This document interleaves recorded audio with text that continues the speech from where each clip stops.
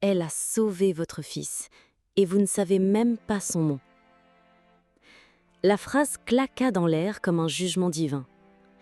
Julien Delcourt, assis dans son fauteuil en cuir au milieu de son immense bureau vitré, resta figé.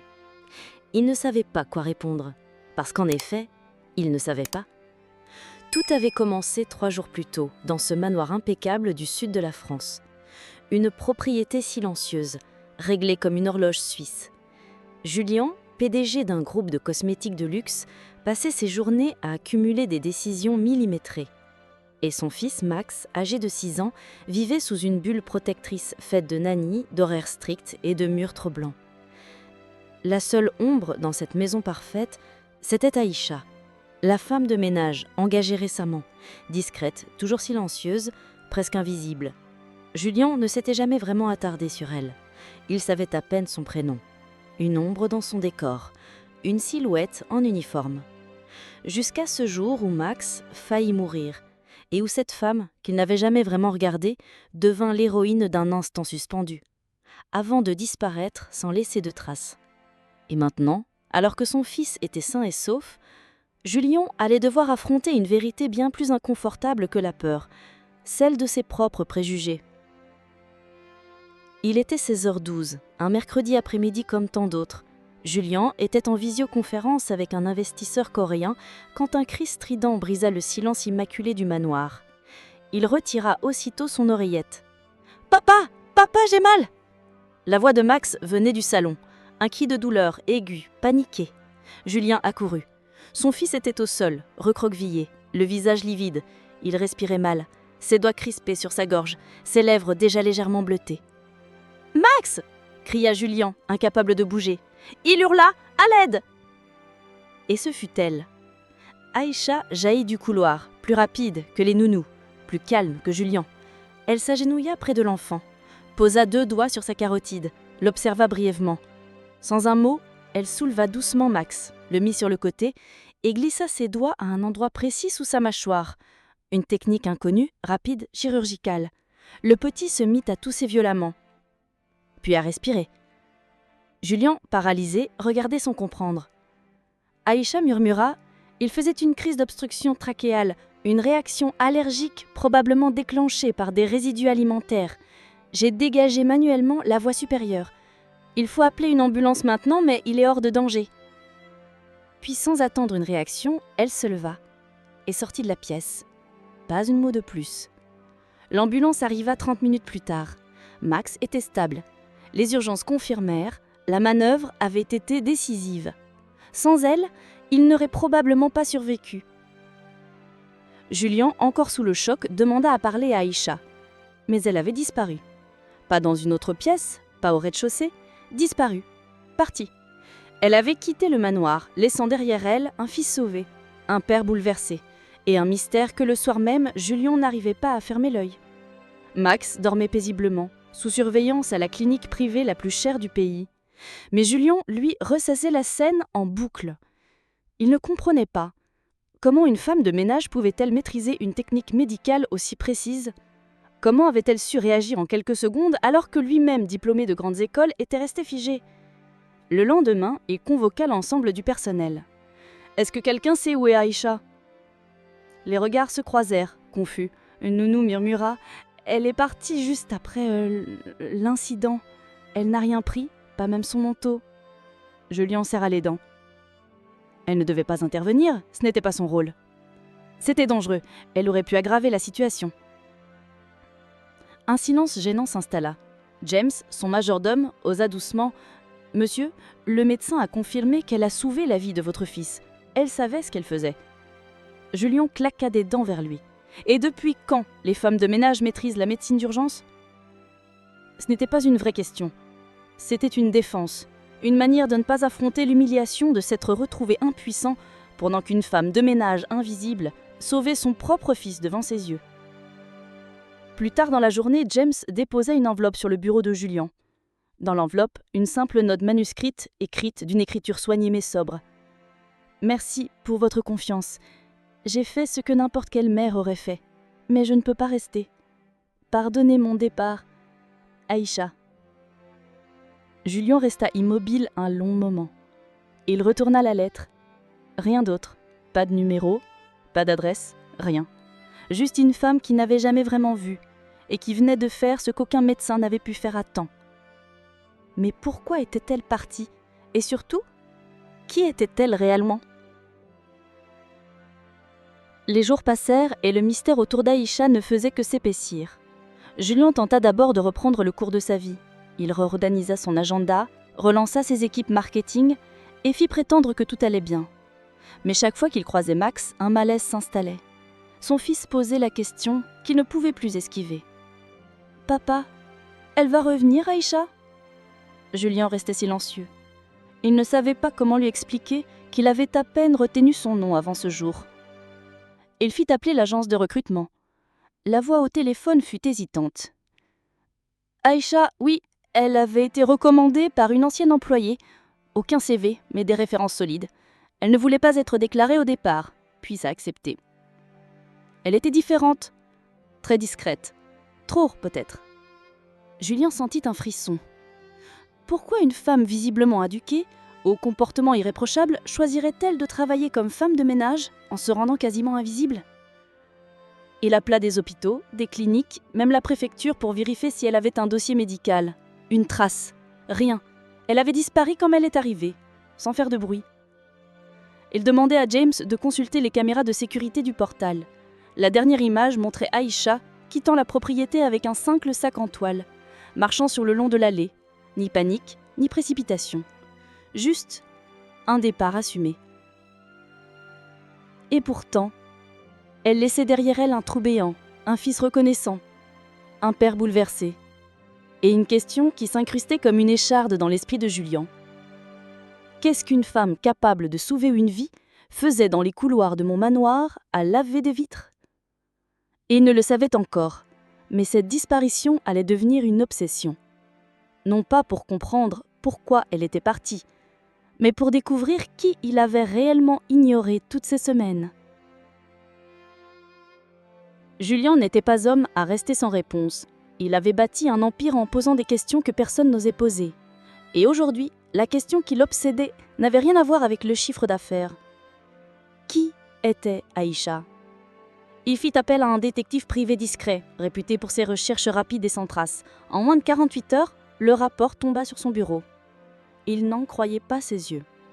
Aïcha Diallo, née à Thiès, au Sénégal, arrivée en France à 19 ans avec une bourse d'excellence pour intégrer une école de médecine à Marseille. Mention très bien à chaque année. Spécialisée en soins d'urgence. Stage à Dakar, puis Paris. Des témoignages d'anciens professeurs la décrivaient comme brillante, méthodique, dotée d'une empathie hors norme. Mais après 2015, plus rien. Un silence administratif total. Pas de diplôme final validé. Pas d'exercice officiel de la médecine. Aucun contrat, aucun poste en hôpital. Jusqu'à une autre pièce du puzzle, un article dans un blog médical oublié, daté de 2017. Congrès humanitaire des praticiens africains, hommage à la docteure Aïcha Diallo pour sa contribution exceptionnelle en soins de terrain. Une photo l'accompagnait. Aïcha, en blouse blanche, entourée d'enfants blessés. Un regard doux, déterminé. Julien sentit sa gorge se serrer. Plus loin dans le rapport, une autre information changea tout.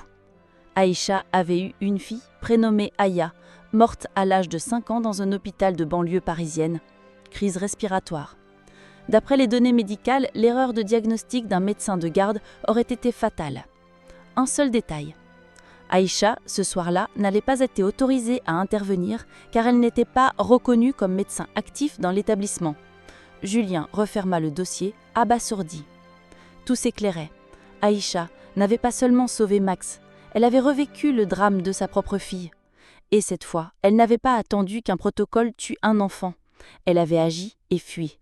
Parce que le monde dans lequel elle vivait ne lui permettait plus d'exister en tant que médecin. Julien se leva lentement, le regard fixé sur la photo de Max posée sur son bureau. Il comprit que ce qu'il ressentait n'était pas de la simple gratitude. C'était de la dette. Julien ne pouvait plus se mentir. Aïcha n'était pas une simple employée. Elle n'était pas un hasard dans sa vie. Elle était une femme brillante cassée par un système incapable de reconnaître la valeur derrière une peau, un accent ou un diplôme venu d'ailleurs. Il relut la lettre qu'elle avait laissée. « J'ai fait ce que n'importe quelle mère aurait fait. » Mais ce n'était pas vrai.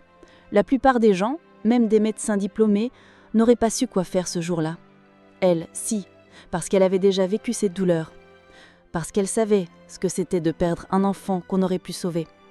Julien alla dans la chambre de Max, le petit jouet insouciant avec ses jouets, et lui montra un dessin. Un papillon avec un cœur sur le dos. « C'est pour Aïcha, je veux lui dire merci. » Julien sentit un nœud se former dans sa poitrine. Son propre fils, si jeune, avait vu ce qu'il n'avait pas su voir. Une présence bienveillante, une figure de guérison, une héroïne silencieuse. Il contacta de nouveau le détective. « Je veux savoir où elle est maintenant, peu importe le coup. » 3 jours plus tard, James entra dans son bureau l'air troublé. « Monsieur, je pense que vous devriez voir ça. » Il lui tendit une tablette. Une vidéo tournée dans une clinique improvisée en banlieue. On y voyait Aïcha en tenue médicale simple, entourée de femmes et d'enfants. Elle chantait doucement pendant qu'elle soignait une blessure au genou. L'établissement était un centre de soins gratuits pour personnes sans papier, autogéré, sans subvention, créé il y a 2 ans par Madame D. Aïcha, selon les registres locaux. Elle avait tout reconstruit, en silence, sans reconnaissance, sans médias, sans statut officiel.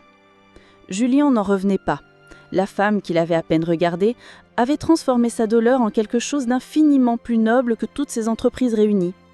Et pendant qu'il croyait l'avoir perdue, elle continuait à sauver des vies, à sa manière. Il se leva sans hésiter. Cette fois, il n'allait pas chercher à l'acheter. Il allait lui dire la seule chose qu'il ne savait pas formuler. « Je me suis trompé sur vous et sur tout ce que vous représentez. » Il pleuvait légèrement lorsque Julien descendit de son automobile devant la petite clinique de quartier.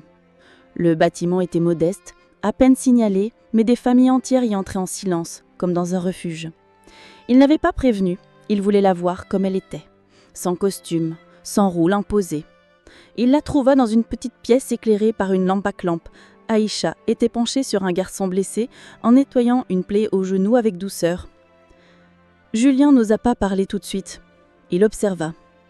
Il vit une femme debout, une femme qui avait survécu à tout, et qui, malgré tout, choisissait encore de soigner, d'aimer, de réparer. Lorsqu'elle leva enfin les yeux vers lui, il y eut un silence, dense, chargé. « Monsieur Delcourt. » Sa voix était posée, ni surprise, ni froideur, juste de la paix. Julien s'avança d'un pas maladroit. « J'ai vu ce que vous faites ici.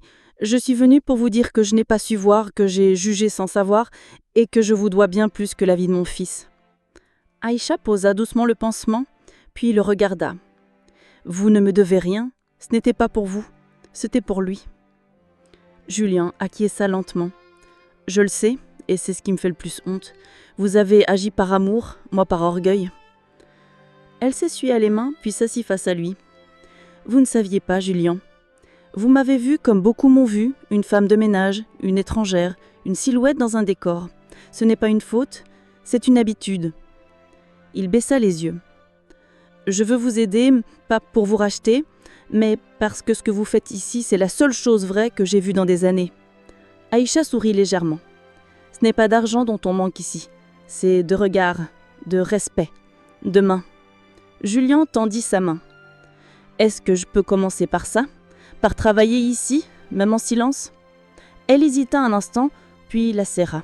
« Alors ne venez pas en patron, venez en père, et soyez prêts à apprendre. » Ce jour-là, dans une petite salle de soins, l'homme d'affaires Julien Delcourt ne cessa plus d'être patron. Il commença à devenir humain. 2 ans plus tard, la clinique de quartier était devenue un centre de soins communautaire reconnu sous le nom de Maison Aya, en hommage à la fille disparue d'Aïcha. Julien Delcourt, ancien PDG d'un empire cosmétique, y travaillait tous les mercredis après-midi, non pas comme sponsor, mais comme assistant administratif. Il rangeait les dossiers, accueillait les familles, écoutait les récits, prenait des notes.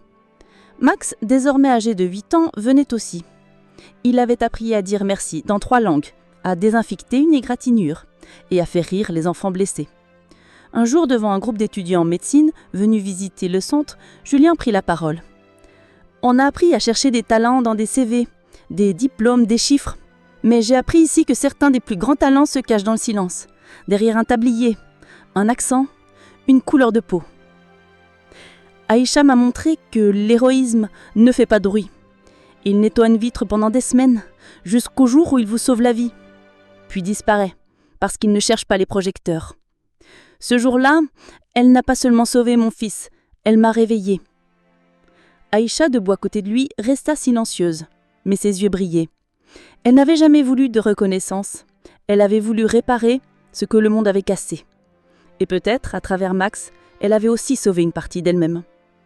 Si cette histoire vous a touché, abonnez-vous à notre chaîne pour découvrir d'autres récits vrais, puissants et transformateurs. Car parfois, la personne que vous voyez comme